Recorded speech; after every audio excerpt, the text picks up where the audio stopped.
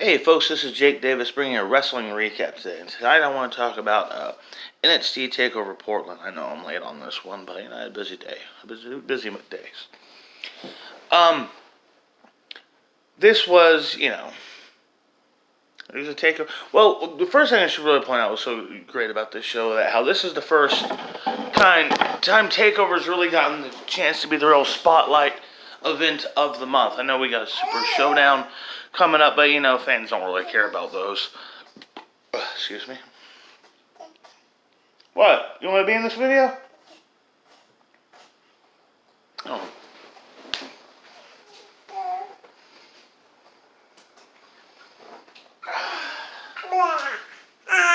Alright then. Let's see, the opening match was for the, no poop. The opening match was for the NXT North American Championship, with Big Keith Lee defending against Dominic Dijakovic, or Dominic Dijak. Dijak, I first heard of him on back in Ring of Honor. He had a real interesting finisher. Both these guys have real cool, interesting finishing moves. The whole deal with this match is these guys they had a great trilogy of matches back in the fall, and now they decided to renew the rivalry after Dijakovic, I think, won a triple threat to earn the title shot, and just two incredibly athletic big guys, a lot of chemistry in the ring together, both playing babyface. Just an insane spot fest in this movie. I mean, like two 6 foot plus, nearly 7 feet tall, over 300-pound men, massive men here. We're talking Hurricane Ranas and corkscrew moonsaults and gosh darn,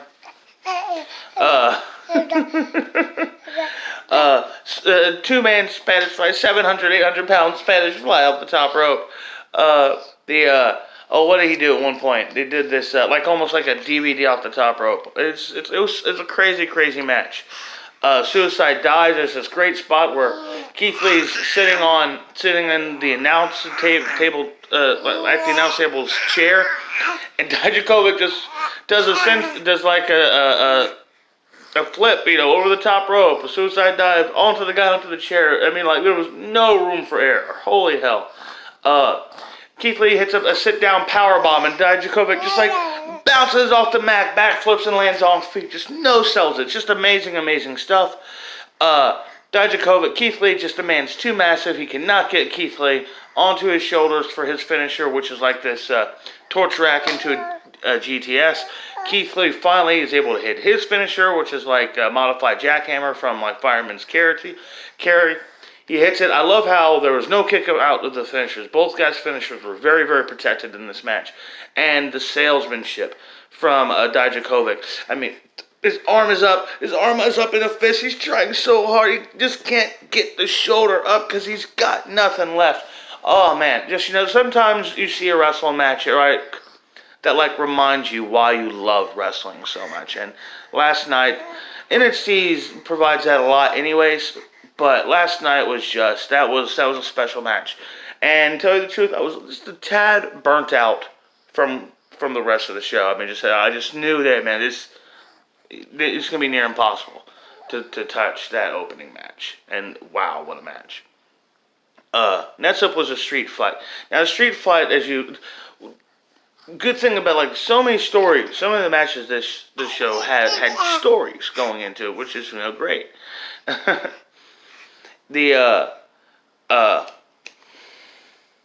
What's his name? Oh, the girls. The ladies' street fight came up. And that's Tegan Nox against Dakota Kai. The whole thing, Dakota Kai had a very justified heel turn back at War Games. When, she felt like her partner, Tegan Nox, didn't really stick up for her and didn't really stand by her. And when they basically had to look to her out of desperation to fill out the team for War Games, she turned on her team and, smashed Tegan's knee in with the cage. I mean, I did a video talking about how great the War Games was back. I got that video, so go check that out. See what I had to say about it at the time. But we finally get the street fight here, and just, lots of crazy stuff. Steel chairs and kendo sticks and crutches, and the girls hit each other with the brace. I love the part where Tegan Knox wraps her chain around her fist and just starts punching the girl's knee. There's this great part where she hits, I think she hits like a running knee to the shiniest wizard to the back of her head. And she jumps up, and Tegan does this roar, and way out, her hair was really like teased and very high up in the match. She reminded me of the chick from Thundercats, or Cheetah from Wonder Woman. It was really cool moment. The finish comes where she got her beat. She got Dakota Kai beat. She grabs the table. She puts Dakota Kai on the table, puts Dakota Kai's neck in a steel chair. Then she's attacked by a girl I'd never seen before, Beth Phoenix, on the job, letting you know this girl's name was Raquel Gonzalez. She was in the Mae Young Classic last summer. I was like, that's a commentator. Let you know who this person is, where they're coming from, and why you should care right away. She stops Tegan from getting her, coming off on her.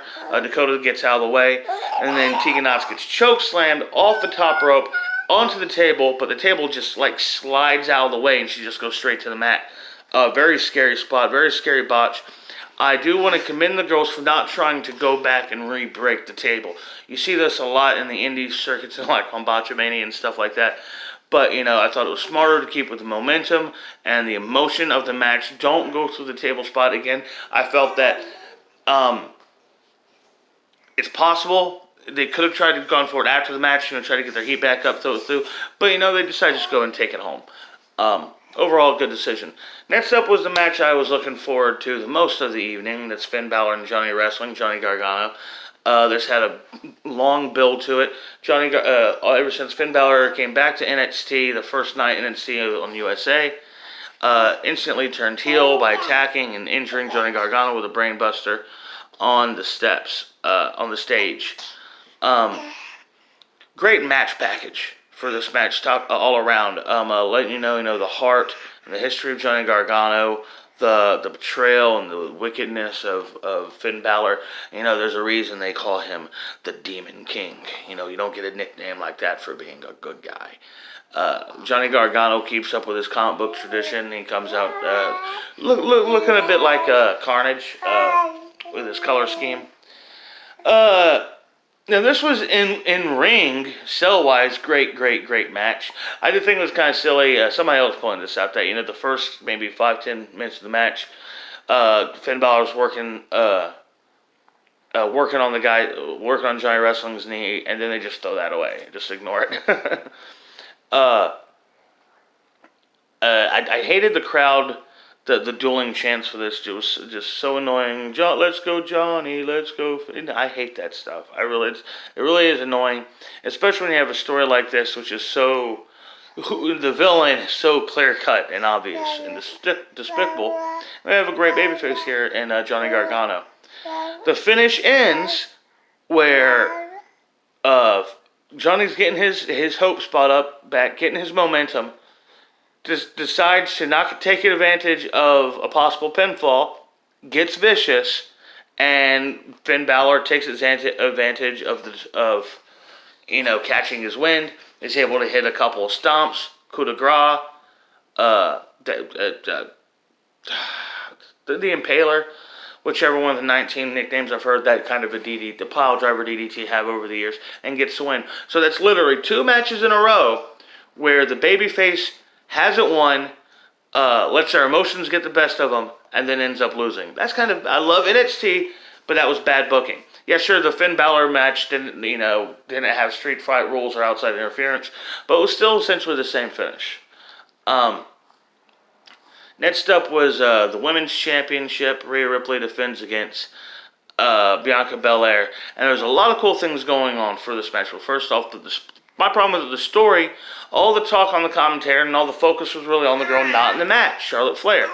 She'd been challenged by Rhea Ripley, but Bianca Belair, Charlotte Flair won the Women's Royal Rumble.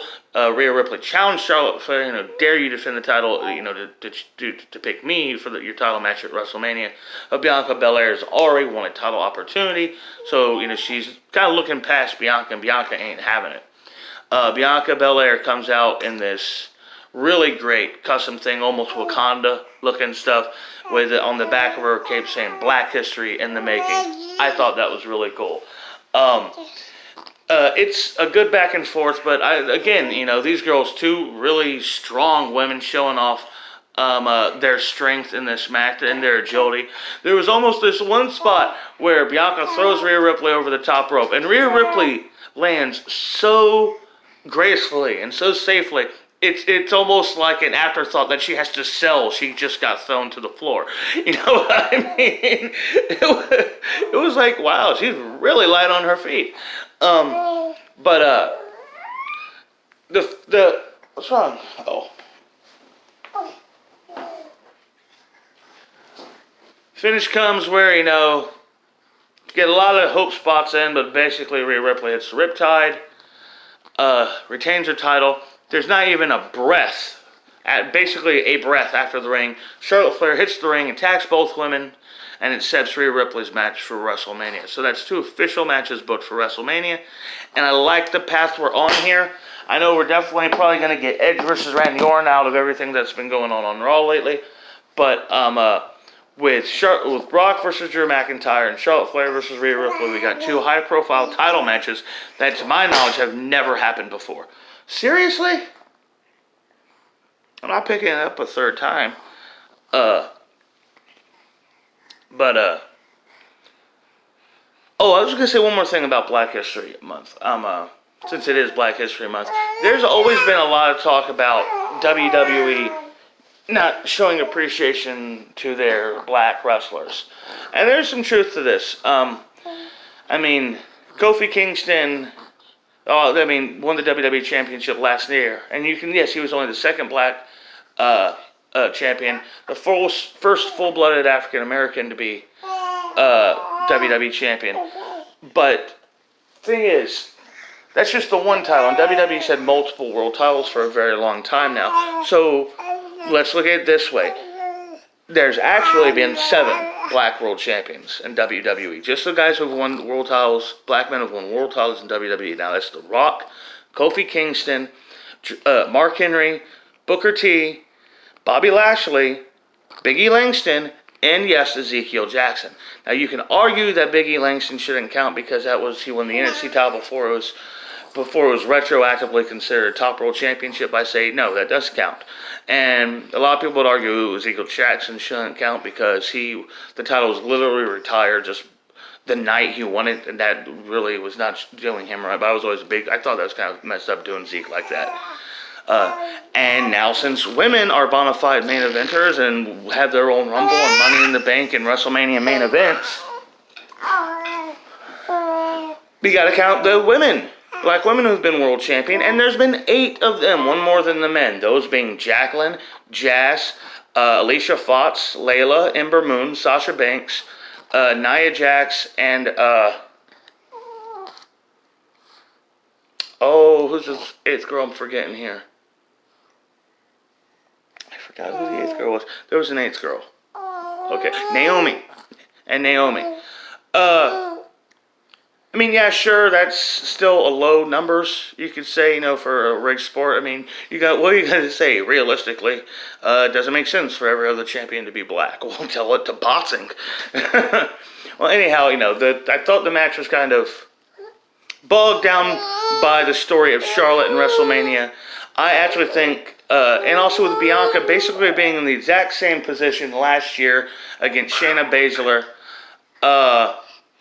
I don't know, I think it kind of sucks she didn't get to walk out champion. I think it would be a cool way to have her keep her heat, to have a singles match with Charlotte next month at the Elimination Chamber, where she gets a clean win. Because Charlotte Flair's going to Mania one way or the other. Can I finish this video? Next up, we had the Broserweights challenging the Undisputed Era Red Dragon for the tag team titles. This was a good match, a good hard-hitting, strong style match. Really cool indie style tag team approach match. I loved it. But to me, the biggest pop was was at the beginning of the match. During the babyface's entrances, Matt Riddle and Pete Dunne do the How much fish could Bobby fry? Try it one more time. How much fish could Bobby Fish fry if Bobby Fish could fry fish? There.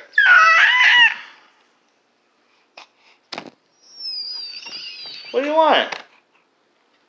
You're not being a fun baby. I love this pony. Want a pony? The pony. Anyways, yeah, the Broserweights are a real shocking thing. Pete Dunne kicks out of the Chasing the Dragon. I don't think I've ever seen anybody kick out of that double team. And Matt Riddle gets the pin, and they're the new tag team champions. It's a really good match, even though I don't know if I'm 100% with the title change. I like Red Dragon better, but it was a good match. Whatever, roll with it. Main event time: Tommaso Ciampa versus Adam Cole for the NXT World Heavyweight Championship. Tommaso Ciampa had to drop this title back to due to a real life injury last year around March. Finally getting his title shot here. Adam Cole's held the title since the early summer. Big hype for this thing. My only real problem with this match, it was almost booked exactly the way I had in my mind. I almost knew exactly how this match was going to play out. Now, it was good. It was great. Hard-hitting, great acrobatics and choreography and emotion, and guys are just on point. But it's basically they trade finishers. They go back and forth nonstop. Lots of intense brawling until it gets to trading the finishers time. The Undisputed Era hits the ring, tries to call disqualifications, tries to call us count out, tries to call us a distraction. None of it's working.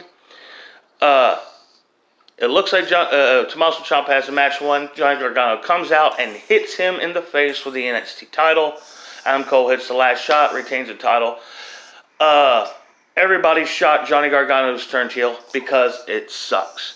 I'm 100% against the Johnny Gargano heel turn. They tried this about a year and a half ago. It fell flat. No one wants to boo Johnny Gargano. Just like nobody wants to boo Ricky Steamboat. Do you remember Rey Mysterio Jr.'s heel run? I mean, look, man, some guys are natural faces. Some guys are natural heels. Some guys can do it both. I think never turning John Cena heel, really... It tarnished his legacy, in my opinion. There will always be that. You know, in those later years when people were thought he was getting stale, or in the early years to help him get over better with the crowd, he should have had a heel run. Brief, maybe. I know he first got over as a heel, but he needed a heel run in the main event, even if it was going to be brief. Very similar to what Daniel Bryan did last year. He was a heel for less than a year, but it reinvigorated him. In the ring and on the mic, you just tell it brought something out of him. Whack yourself in the head. And the same thing goes for the on the side of the heels. I mean, everybody loved Kurt Hennig. He's one of the best natural wrestlers that business ever saw. But that is a bad guy. That is not the kind of dude you would ever call a babyface. Anyhow, overall, I'm gonna give Takeover a B+. It was a good match. I felt between the back-to-back almost mirror images of a finish between the Gargano Balor in the street fight. Charlotte Flair kind of overshadowing the women actually working in the title match, and the foolish Johnny Gargano heel turn. Just a little bit too much I didn't like about the show to really love it. But that opening match, man, I recommend go out of your way, see it. If you've never heard of those two guys and you've watched this video, watch that. By the way, if you've never heard of NXT, why are you watching this video? Anyhow, I'm Jake Davis. This is Scarlett Jean. And we will catch you on the fly.